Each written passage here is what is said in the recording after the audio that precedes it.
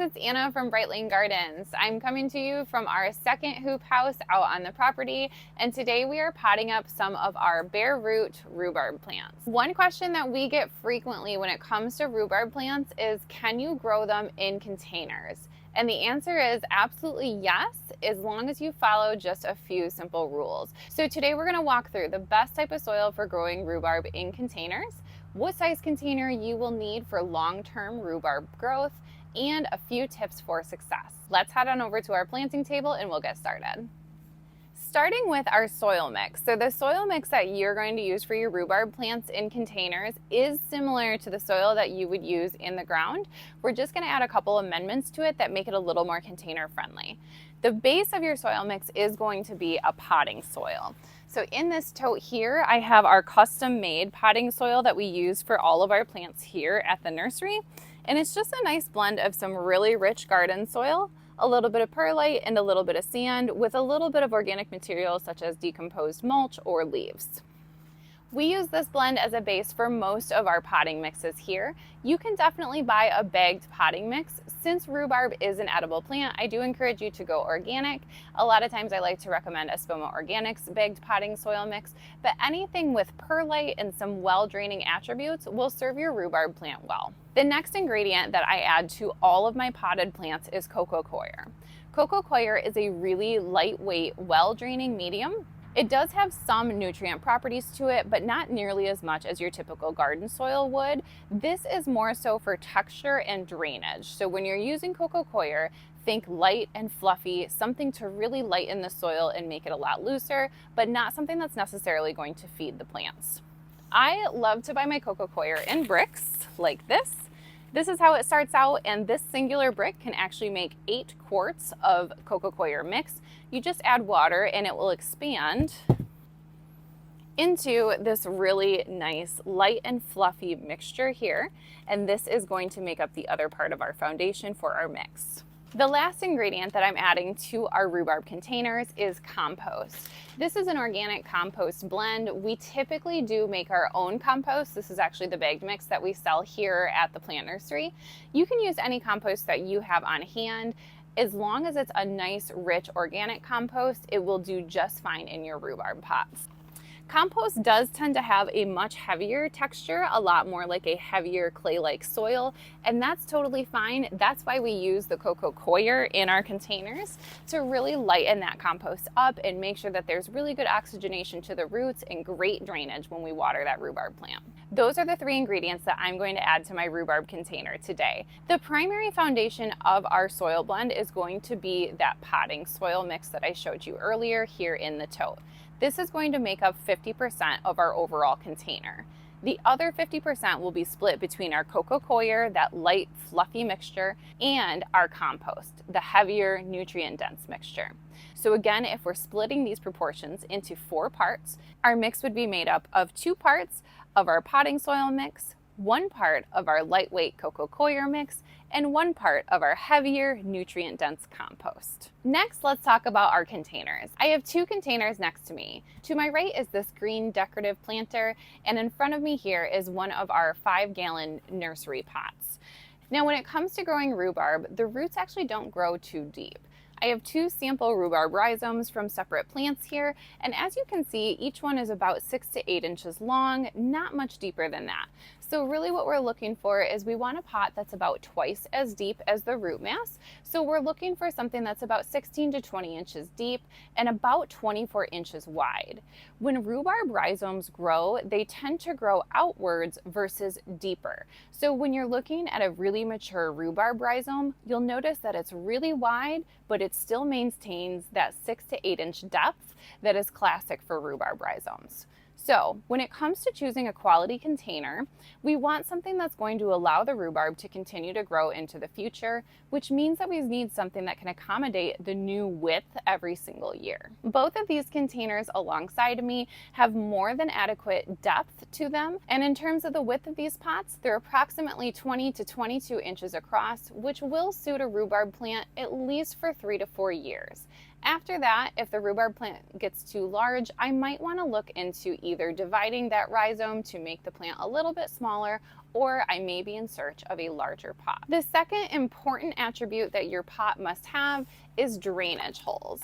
So both of these containers do have great drainage holes in the bottom.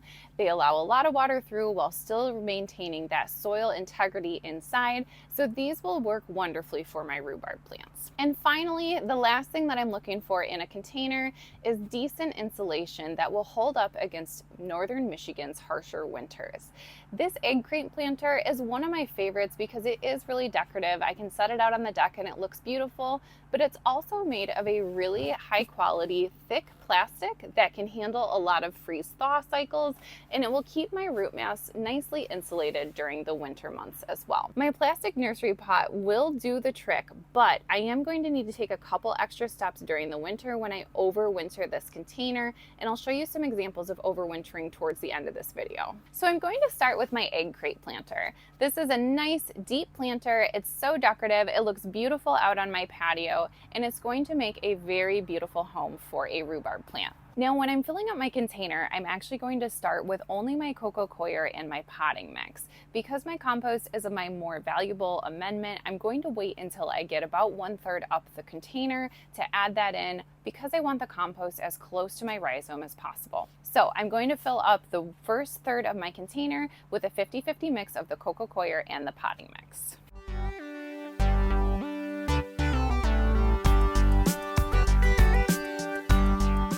And I've got about the lower third of my container filled. So for the next third, I am going to go ahead and add in a little bit of that compost, and it's going to be about a third, a third, and a third for this central part here.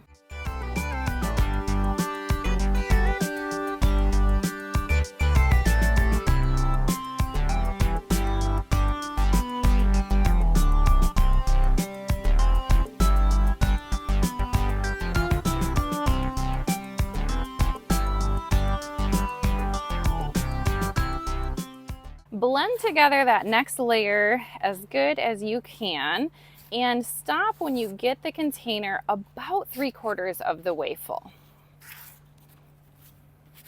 All right, so we're sitting about 4 to 5 inches below the very top edge of this container here. And now I'm going to start to make a little divot in the soil for my rhubarb rhizome. When you're planting your rhubarb rhizomes, this is a split rhizome, by the way. I did divide this earlier today, so that's why this side looks so fresh and this side looks so old, but this guy is ready to be planted. So when you're planting your rhubarb rhizomes, you can notice that the buds start right near the top. This is right where the soil needs to go. So if you're dealing with a dormant plant like this and you have just a couple buds up there, you want the buds to fall just below the surface of the soil. If you have any actual foliage growing on top of your rhizome, you do want the foliage to stick out of the soil.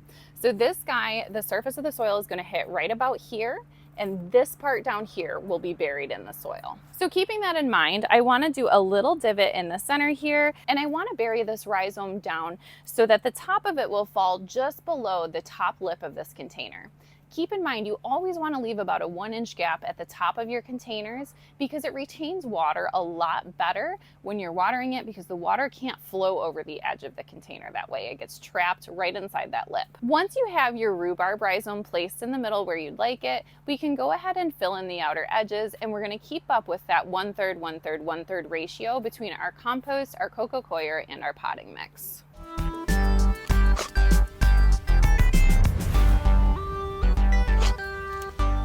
I do like my top layer, my very top layer, to usually be compost. I always like to top dress my beds, my raised beds, and my perennial containers with compost, because as you water, it helps to push some of those nutrients back down into the soil.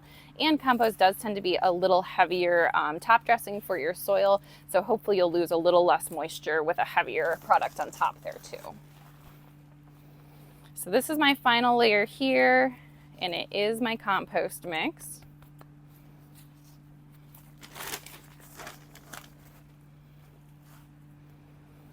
All right, and we are almost right to the top of that container here. And as you can see, I do still have just the very top of my foliage sticking out, but the rest of my rhubarb rhizome is buried under the soil. So my rhubarb is successfully potted and he is ready to grow, but there's a few things to keep in mind.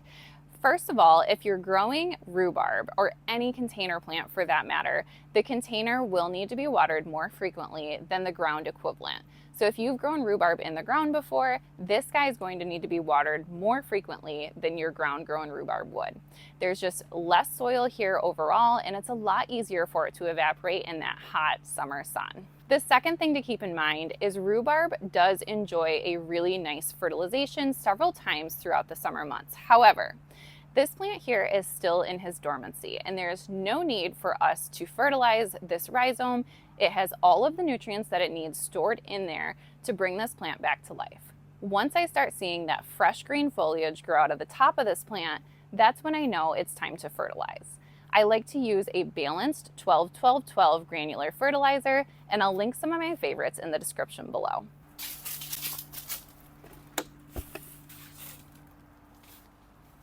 The last thing that we need to talk about is overwintering.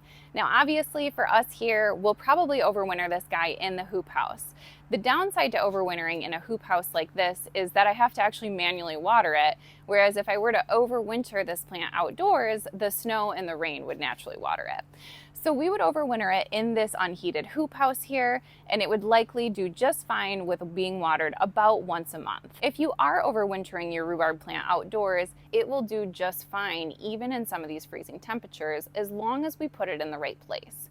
We want to look for a protected corner that is protected on at least two sides and offers protection from the wind and the sub-zero temperatures that northern Michigan winters can sometimes bring. Let's pop outside so I can show you a good example of where I would overwinter a plant like this outdoors.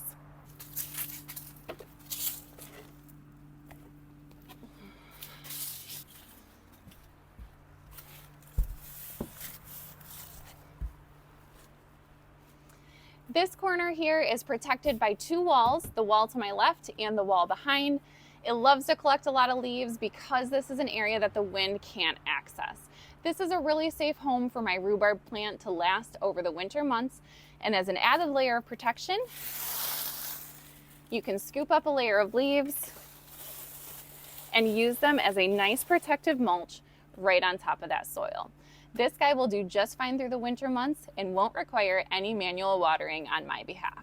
That's all I have for you today on planting rhubarb in container. But if you have any other questions for me that I didn't cover in the video today, please don't hesitate to leave them in the comment section below. It's early spring here at Bright Lane Gardens, and we have so much spring prep ahead of us, so there's a lot more videos to come. If there are any topics that you want me to cover, don't hesitate to let me know about them. We know that there are a lot of gardening videos to watch here on YouTube, so I appreciate you coming to our channel. It sure does help out small businesses like ours so much. As always, I hope to catch you next time.